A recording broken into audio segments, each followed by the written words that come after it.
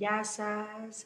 Λοιπόν, σήμερα θα σας δείξω πώς μπορούμε λίγο να φτιάχνουμε το πρόσωπό μας σε μέρες που δεν αισθανόμαστε καλά. Τι μπορούμε να κάνουμε γι' αυτό, βασικά με μακιγιάζ, έτσι, ούτως ώστε να φτιάξουμε το από έξω και στη συνέχεια ίσως μας βοηθήσει αυτό να γίνει πιο ωραίο και το από. Πολύ λίγα πράγματα, δηλαδή εγώ έχω αυτή τη στιγμή μια σκούρη σκιά, ένα πινέλο, το οποίο είναι ένα φαρδί πινελάκι, το οποίο θα σας δείξω πώς μπορείτε να το χρησιμοποιήσετε πολύ εύκολα, ένα μαύρο μολύβι και ένα γκρι μολυβάκι, γιατί έκανα μια φλακία. Θα σας δείξω τι μπορείτε να κάνετε με το γκρι μολύβι. Θα ξεκινήσω από εκεί.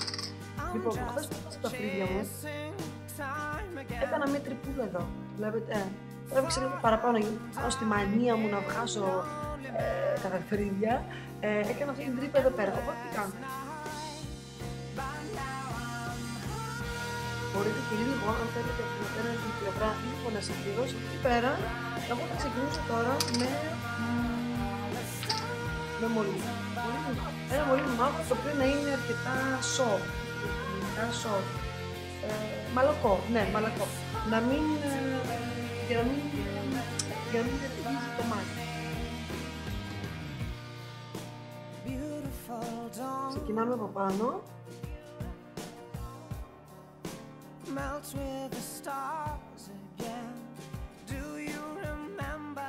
Ωραία, και στη συνέχεια βάζουμε και από κάτω.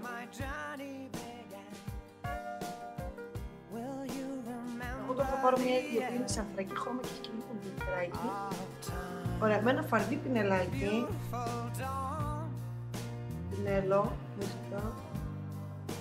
αρχίζουμε και κάνουμε ένα blushing ακριβώς εδώ πάνω στο κόκαλο.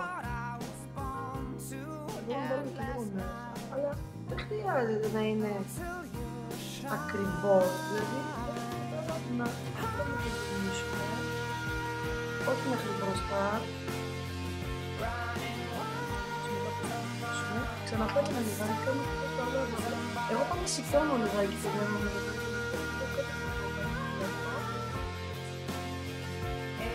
ουσιαστικά τώρα κάνει.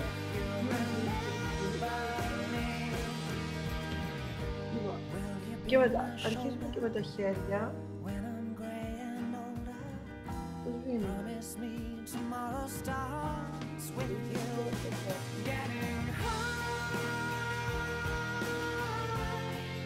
Και αρχίζουμε και βάφουμε τις λεφαρίδες. Είναι πολύ σημαντικό να τις βάφουμε από κάτω προς τα πάνω. Ξαναβουτάμε από πάνω προς τα κάτω. Βάφουμε πιο έντονα τα μάτια. Συνήθως δεν χρησιμοποιούμε το σκούρο κραγιόν. Εγώ θα βάλω τώρα ένα εντελώς σχεδόν άχρωμο, nude εντελώς lipstick, κραγιόν. Ξεχνάω το τελικά. Λοιπόν, θα βάλω αυτό το... Οκ, τώρα μπορούμε να κάνουμε λίγο διαφήμιση. Είναι της MAC και είναι το Χάλπρα Χάλπρα.